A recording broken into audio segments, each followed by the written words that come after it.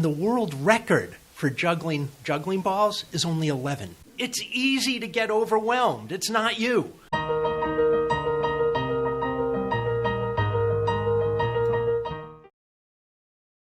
When I was growing up, my parents in the neighborhood, pretty much everybody's parents, made us stay outside all day.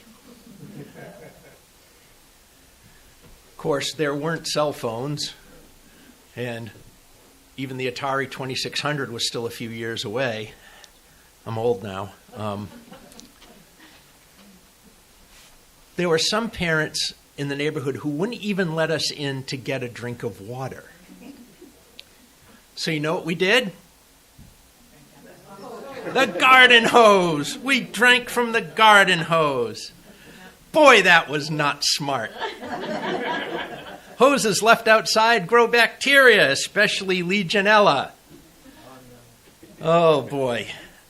Water from garden hoses contains lead, BPA, and phthalates, which the Plastic Coalition says have been linked to hormonal imbalance, cancer, sterility, lowered IQ, and behavioral problems in children and adults. No wonder. All that drinking from the garden hose. Oh my gosh. You know, the best way to drink from the garden hose is don't. Not really good for you. A fire hose is a much bigger, stronger garden hose. The best way to drink from a fire hose? Don't. Don't even try it. The pressure is way too high. At best, you'd have to try and hold a cup or something into the edge of the stream, and the pressure from that hose would knock the cup and your hand clear off. If you had to, you probably couldn't even drink from a garden hose going full blast because the pressure is just too much. And even that garden hose was nowhere near full blast when we tried to drink from it as kids. We just turned it on a little bit. Krista Franklin writes in Call, "If you find your imagination cannot stop itself from churning out the scripts of the death machines, pull its plug. Dismantle it. Reprogram it. Dream daylight. Manufacture daylight. We are magicians. Make magic." Like Bruce Cockburn saying, kick the darkness till it bleeds daylight. Sometimes it can seem impossible to turn it all off. We hang on for dear life. But with practice, we can learn to let go for dear life. Being overwhelmed is one of the most horrible feelings there is. When I was a sophomore in high school, I began having intrusive thoughts. Do you know what those are? Thoughts you can't get rid of? And when they really hit in, boy, I had never even heard of anything being like this. What happened was I had a friend who was also involved at the college radio station with me, WXPL 91.3 FM, Fitchburg State College Radio, pray for waves. It was ingrained, sorry. And this person left school in the spring semester of my sophomore year, and no one would tell me where she went.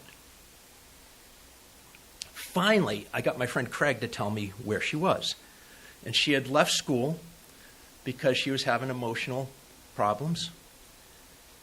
And she kept telling everybody that demons were trying to get her because they couldn't get Tony. And I was like, seriously? Demons? And people joked, of course, oh, Tony's too holy, of course. Of course not. And I laughed too. And then a couple of days later, all I could think about was demons were after me. And I knew it was irrational, and I knew it wasn't true, And I couldn't stop thinking about it. By the time I did stop thinking about it, I was depressed, and I ended up in bed for over 3 months. I was completely and utterly overwhelmed. I literally just couldn't. I thought my life was over. I didn't know what was happening to me. But it lifted, and I got on with things and went back to my life. And a few years later, it happened again. Now, by this time, I'd been introduced to counseling and medication and taking better care of myself and learning how to manage stress a little bit. And it wasn't so bad. I did not end up in bed for 3 months. I didn't stop working and going to school. Had a rough couple of weeks. Got it. It sounds much easier now than it was then. Hasn't really happened that bad since.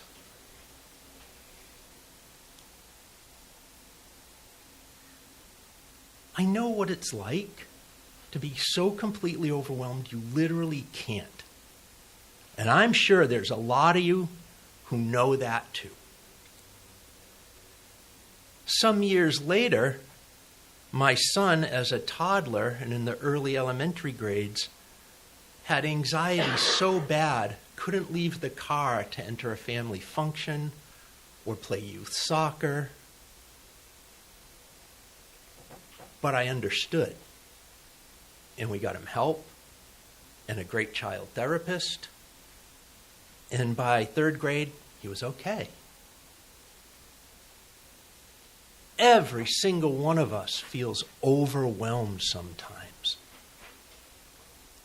Some of us feel overwhelmed more easily and more often than others due to our particular personality, our personal history, our personal neurological makeup, the level of stress in our lives. I appreciate the description from the reading this morning from Brene Brown. On a scale of 1 to 10, I'm feeling my emotions at 10, paying attention to them at 5, and understand them about 2. Boy, that resonated with me when I read that. Oh, there are lots of days still. Sometimes it feels exactly like that. Although I'd say understand them might be about 0.75, not even 2. John Kabat-Zinn writes about it this way. Overwhelm is the all too common feeling that our lives are somehow unfolding faster than the human nervous system and psyche are able to manage. And that is just one of the worst feelings I think I can experience. Overwhelm is horrible. It's like trying to drink from a fire hose. It's like you can't get a manageable mouthful of water because it's too strong. It's like that children's game, Hungry Hippos. Did you ever play that one? Where your little plastic hippo has to try and eat the 20 marbles running around. And it's impossible to keep track of the individual marbles. So at first you just slam the lever as hard as you can to grab whatever you can grab. And then, though, as the game slows down near its end, there's only a couple marbles left. And all of a sudden it's easier to time and actually try and get it, you know. Because once you get some level of control, it's easier to deal with. For some of us, just catching a ball someone throws to you is a hard enough feat. But when life throws 17 different balls at us at the same time, like which one do you even pay attention to try to catch? Life can overwhelm us in so many ways. There's too much water, too many marbles, too many balls to juggle. And as for juggling, just learning how to juggle 3 balls is a hard skill. Who can juggle? I can juggle. I learned. It's not that easy for a lot of people. So juggling itself is an amazing accomplishment. Really good professional jugglers can find 5 or 6 objects difficult. And the world record for juggling balls is only 11. It's easy to get overwhelmed. It's not you. Because I know sometimes I feel like I'm juggling way more than 11. But there are strategies for when we feel overwhelmed. The National Council for Mental Well-Being suggests the following, and these same recommendations came from so many different sources that I looked at. One is take a deep breath and step away.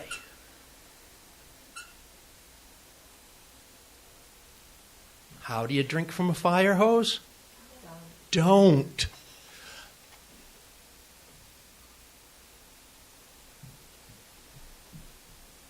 3 deep breaths can change your physiology, your actual physical, emotional response. When we breathed with Maya today, did you feel more relaxed afterwards? It worked, didn't it? Yeah. And I'm not kidding when I say we need to remind each other more often to just breathe. It's not a cliche. It's an actual tool for being human and feeling stressed and anxious and overwhelmed. Breathe, turn off. Is the doom scrolling overwhelming you lately? Put it down, back away, take a breath. Your doing that is not going to make what's wrong any worse or your ability to fight back any less. It's okay. We need you to breathe. You can do it. Practice saying no. Go ahead. No. No. No. There you go. Now the hard part. Let the no be as holy and as sacred as saying yes. When we say no, almost all of us don't do it just to be flip or snarky or because we don't want to help out or because we're not interested. Most of us, I think, say no because we have to. It's okay. There'll be other times when you can say yes. You have to allow yourself to say yes and no. Sometimes you need to push yourself a little bit to say yes when you want to say no. And sometimes you need to push yourself to say no when you want to say yes. It's a tricky thing, this human stuff.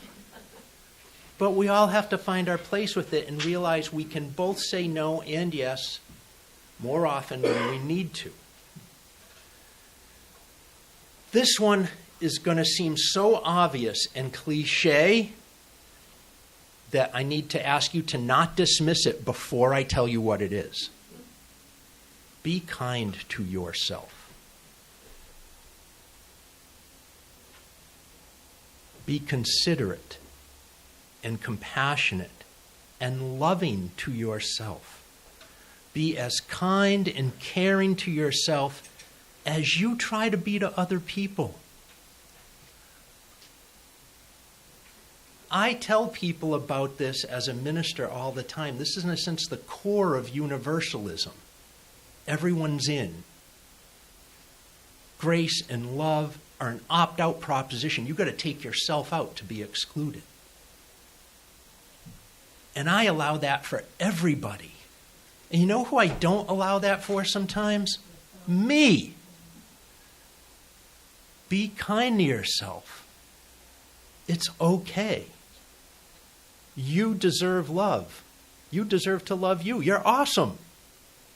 It's okay. This is going to sound like a broken record from me. Ask for help. Asking for help is a sign of strength, not a sign of weakness. Strong people ask for help when they need it. Weak people never seem to need any help from anyone or anything at any time for any reason. You're under somebody who thinks they've got it all together, they can handle anything at any time. I wouldn't spend too much time with that person.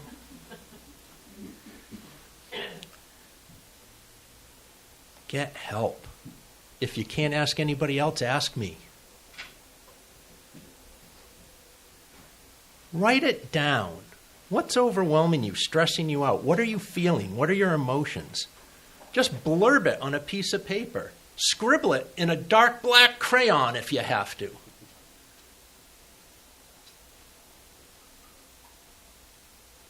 Some years ago, I started practice writing it down. And what I did is I started making lists. I used to get so overwhelmed that I had a hard time doing anything. I bet you know the feeling. You're sitting on the sofa, and the buzzer has gone off in the dryer, and you really need to go get the clothes out and fold them and put them away. And an hour later, you're still on your phone, wondering how you're going to be able to do anything today. One, that's normal. Everybody does that. But two, write down what you got to do. It seems so silly, but this really helped me. Some years ago, I started doing this. If I really wanted to get the laundry done that day, I would write it down in the morning just to check it off the list. And I was much more likely to not sit on the couch and go get the stuff out of the dryer. It was very weird. A ministerial colleague recommended a book to me many years ago called Getting Things Done by David Allen. And if it sounds like one of those corporate self-help books to be a better manager, it is.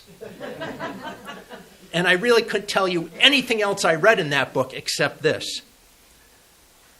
Make a to-do list. I make to-do lists constantly. I usually make one at the beginning of every day I'm working for work and for personal life. And the thing I learned from this book is that once you make a to-do list, triage it. Go through it. List for everything. Put a little mark. Is it actionable? Is it something you can take action or do something about immediately? If the answer is no, it either gets trashed or moved to the it can wait list. If it is actionable, is it something I can do right now, like in 2 minutes? If it is, I do it. If not, I ask if it's something somebody else can do. Can I ask my wife to pick up something on the way home that I need from the store? Can I ask a committee at church to do something? If I can't delegate it, it goes on the wait list. And after all the things I can do right now are done, I go through the wait list and put a 1, 2, or 3 next to them, which are the most important things to try and work on next. Usually I get 1s done. Sometimes I get a 2 done. There are 3s that have been on my list since September.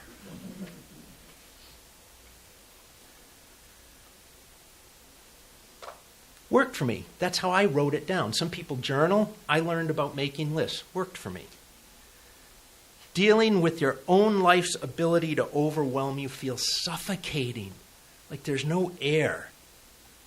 And now, on top of this, is the dumpster fire of the would-be dictator and the white Christian nationalist fascist attempted administrative overthrow of the Constitution and democracy. Well, if I wasn't overwhelmed already, I really don't need that right now.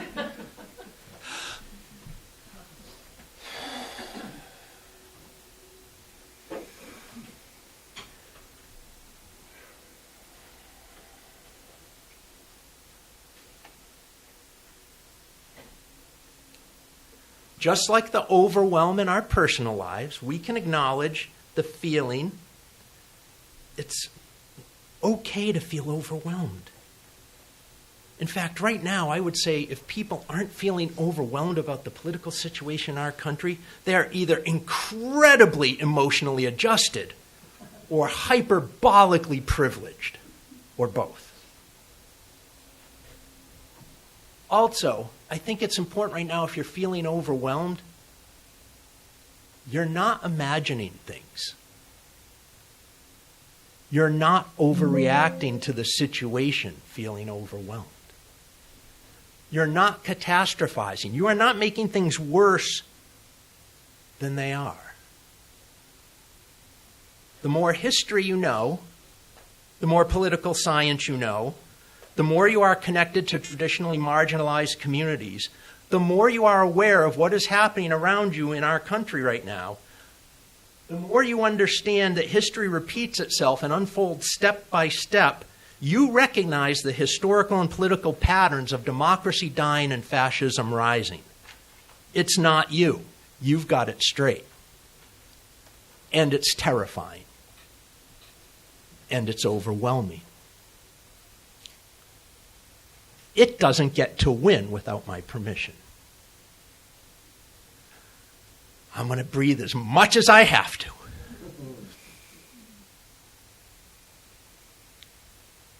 Let's remind each other, amid all of this, that the overwhelming is a political tactic. The barrage of the unjust things that are happening is designed to overwhelm the opposition.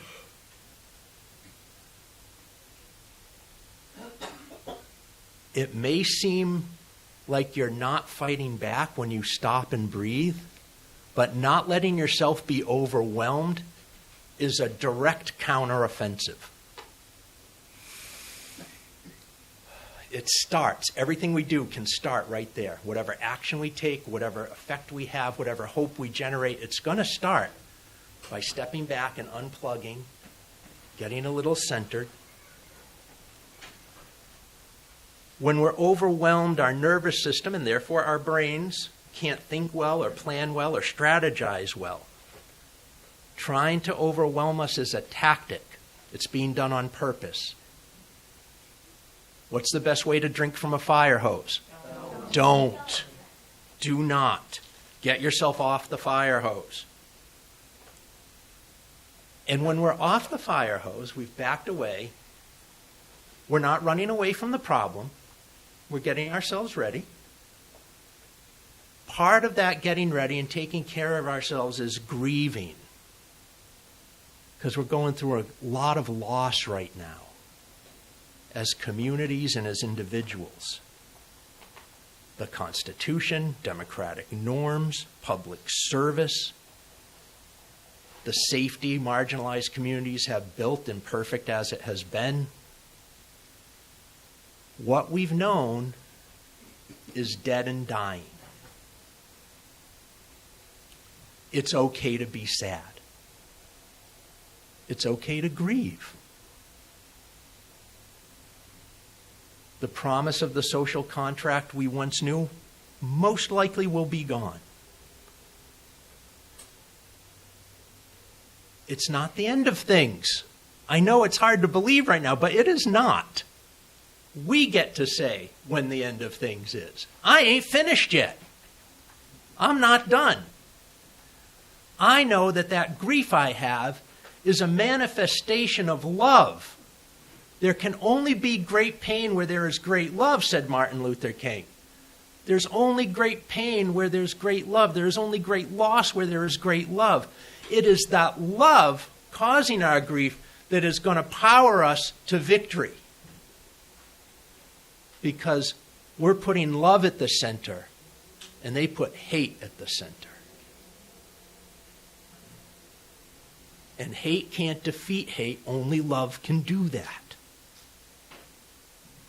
In their book, Let This Radicalize You, Kelly Hayes and Miriam Kaba say, we can turn away from injustice and let it continue, or we can confront our grief and move forward to shift the course of societal action in the face of a massive failure of leadership and institutional abandonment. And they're right. We have the ability to hold us up, to save us, to make something new and better than even what was. This is going to be rough. But grief and hope can coexist. They must coexist. The Democrats are not going to save us. The courts are not going to save us. We are going to save us, together with all the other we's who love and not hate. Grief gives birth to hope. Hope powers love. Love wins. The forces arrayed against us are counting on enough people to obey, remain silent, and be intimidated by hate that they give up. I am not giving up. I'm going to win with love. I know how to organize. I know how to create community with each of us helping to get what other people need as best we can. The authors of that book also write, that opposition is wholly unprepared to confront a multiracial, intergenerational movement of people who share a loving practice of grief and who are prepared to care for one another and act in one another's defense. They're not expecting us. We've got the element of surprise. They have no idea that what we're going to do is possible because they don't know love. And we do. That's why we win. I'm not going to sugarcoat it. Parts of this are not going to be fun. But we got each other and we got this. See, that's the thing about evil. It always overestimates its own power. What brought down the mighty Dark Lord of the Rings? A little tiny hobbit about this big, who's overfond of drink and eating and taking leisurely walks in the woods. Kicked its butt. We have at the core of our congregation a mission that helps us respond in a way the Project 2025ers and the MAGAs and the Christian nationalists are completely unprepared for. For our mission is not something that ministers like me harp on for no reason. Lived mission, mission put into practice, is not a collection of platitudes or blank aspirations. Loving community is not just a slogan.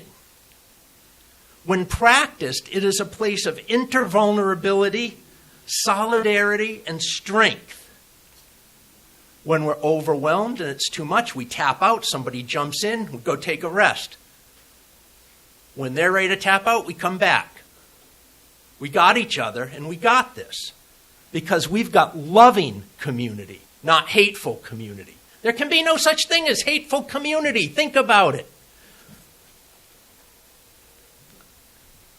Social contact is a tool.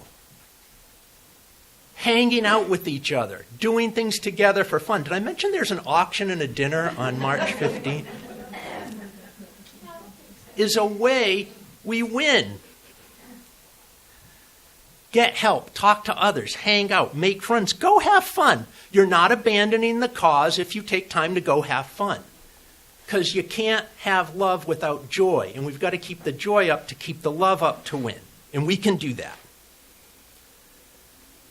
Spiritual growth is not some new age terminology that is empty. Spirituality is, among other things we'll find out in a minute in our conversation, is breathing, practicing being aware of the love. It's exercising the heart muscle and the hope muscle. We're going to talk about what we mean by spiritual, what we need to do more of on Sundays and at other times to keep us fed in that way, to work the heart and hope muscle. Advancing justice is not just a blank rallying cry to feel good about ourselves that we're doing something. It's the hard work of step by step by step, getting our hands dirty, washing clothes, getting Sahit News groceries, making mistakes, having successes, forming partnerships, creating the society we want to live in. Not just saving what was, because quite honestly, what has been up to this point, I'm not so sure so much of it is even worth keeping. I want equity and justice and inclusion and kindness and love. If we're going to start building, we build that. Not just save what was, build something that we actually really want. We can do this. The radical poet Diane de Prima says, the war that matters is the war against imagination. All other wars are subsumed in it. When we're overwhelmed, it becomes difficult to imagine a reality other than being overwhelmed. When we're grieving, it becomes hard to imagine a world without the pain of the loss. When facing hatred and violence and evil, it becomes heroic just to imagine a world of love and peace and compassion. But I know you're heroes and can do it. Right now, it might seem insurmountable or inevitable that we're not going to win. But winning or losing with stuff like this is a choice. I reject the inevitability of totalitarianism. No, not on my watch. Absolutely not. Hazel Henderson writes, if we can recognize that change and uncertainty are basic principles, we can greet the future and the transformation we are undergoing with the understanding that we do not know enough about the future to be pessimistic about it. It's easy to get trapped there. We're doomed. We'll never make it. Nonsense. As Frodo told Gandalf, even the wise cannot see all ends. I like to quote scripture in my sermons. All is not lost. I believe in our collective ability to survive and thrive. I believe in our collective ability to defeat hate with love. I believe a better world is on the other side of this present crisis. We can think of these times as the end of the world, or we can think of them as the difficult process of the birthing of a new world with love at the center. Check out my website and blog at tonylorenzen.com for even more resources that will open your mind, touch your heart, and inspire your spirit.